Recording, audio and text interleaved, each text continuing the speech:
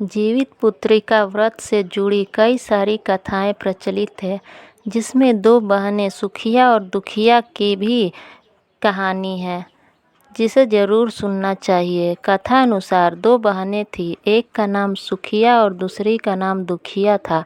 दोनों के नाम की तरह ही इन दोनों का भाग्य भी एक जैसा ही था।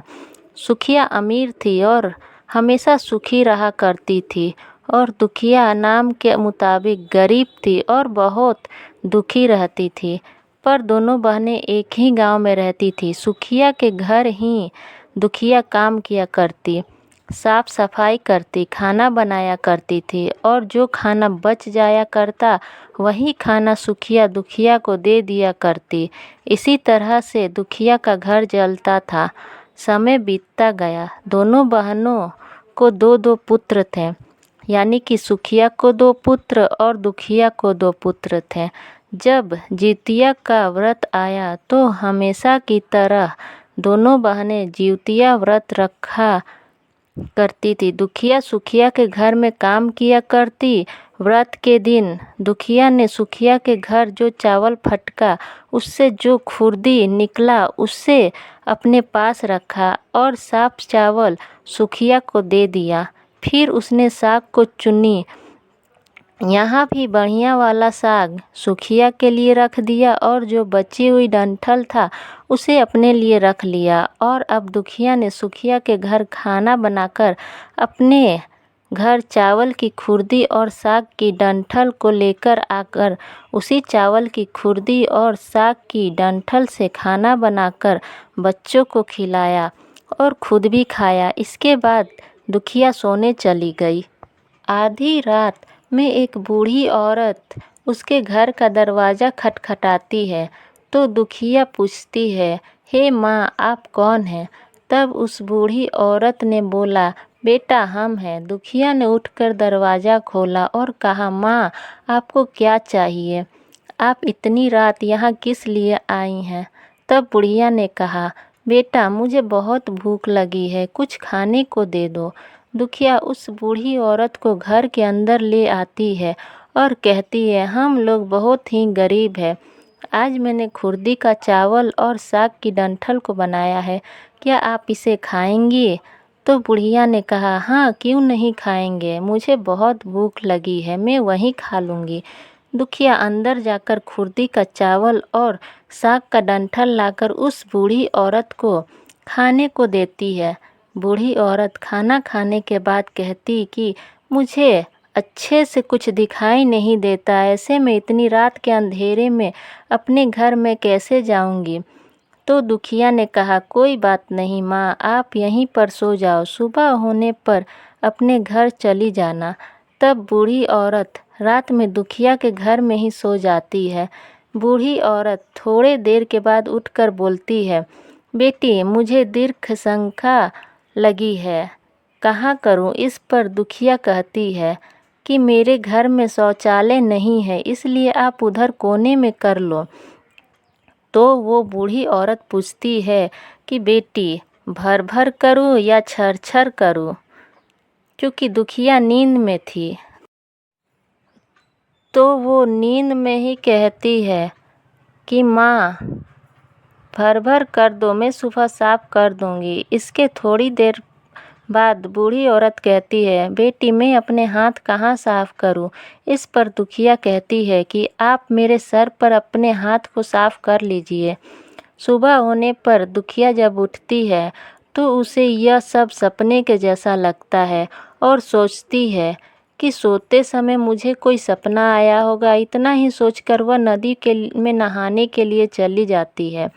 और वह जब नदी में बाल धोकर नहाती है तो उसके बालों से होता हुआ जो पानी बहता है वह सोने का पानी होता है। आसपास की सारी महिलाएं यह देखकर आश्चर्य हो जाती है और दुखिया से कहती है, क्या बात है कि तुम्हारे बालों से तो सोने का पानी गिर रहा है? उन सभी की बातें सुनने पर उसे रात की सारी बात याद आ जाती है और वह दौड़कर अपने घर की ओर भागती है, यह सोचकर कि उसका घर बूढ़ी औरत की दीर्घ शंका से गंदा हुआ है, पहले उसको साफ करना होगा। लेकिन जब वह अपने घर आती है तो देखती है कि घर के हर कोने में ढेर सारा सोना बिखरा पड़ा है। यह सब देखकर दुखिया बहुत खुश हो जाती है और सोचती है कि ये सब जीमूत वाहन की कृपा से हुआ है, जो मेरे घर बूढ़ी माँ का रूप मेरे घर आए और मुझे इतना सारा आशीर्वाद दिया। अब दुखिया भी अमीर हो गई और सुखिया के घर जाकर काम करना बंद कर दिया। दुखिया अपना व्रत पूरा करने के बाद अपने पुत्र से कहती है कि जाओ मौसी के घर से तराजू लेकर आओ, मुझे ये सोना नापना है कि यह कितना है। बच्चा खुशी खुशी सुखिया मौसी के घर जाकर तराजू मांगता है।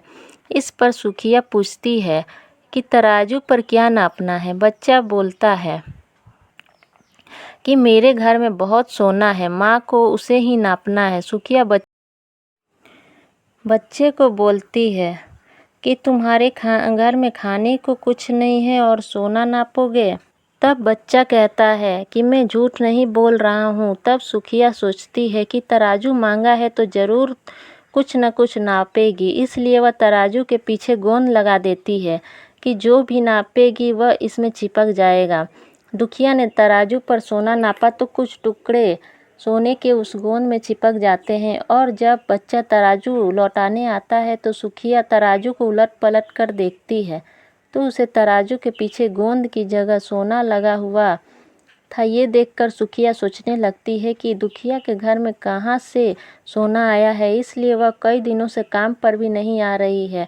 सुखिया दुखिया के घर जाकर देखती है कि वहाँ बहुत सारा सोना है और जब दुखिया के पास जाकर पूछती है कि तुम्हारे पास इतना सोना कहाँ से आया जिसे नापने के लिए तुमने तराजू मंगवाया था।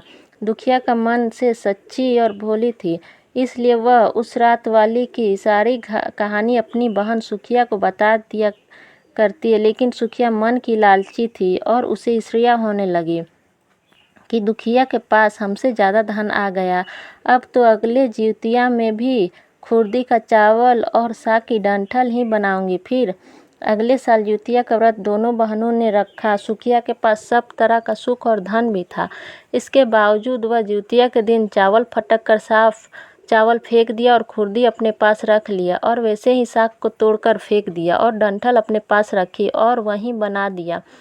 पूजा पाठ और खा पीकर सुखिया सोने चली गई। आधी रात को सुखिया के घर में भी एक बूढ़ी औरत आई। सुखिया तो उसका इंतजार कर रही थी। उसने तुरंत दरवाज़ा खोलकर उस बूढ़ी औरत को अपने घर के अंदर ले जाती है। बूढ़ी औरत ने बोला, मुझे तो बहुत भूख लगी है, कुछ खाने को दे दो। इस पर सुखिया कहती है कि मैंने खुर्दी का चावल और डंठल का साग बनाया है। तो वो बुढ़िया कहती है कि कोई बात नहीं, वही खाना मैं खा लूँगी। तो सुखिया ने वही खाना परोस कर खाने को दिया और सोने चली गई। थोड़ी देर बाद उस बूढ़ी औरत ने बोला, मैं घर नहीं जा सकती क्योंकि रात में मुझे दिखाई नहीं देता है।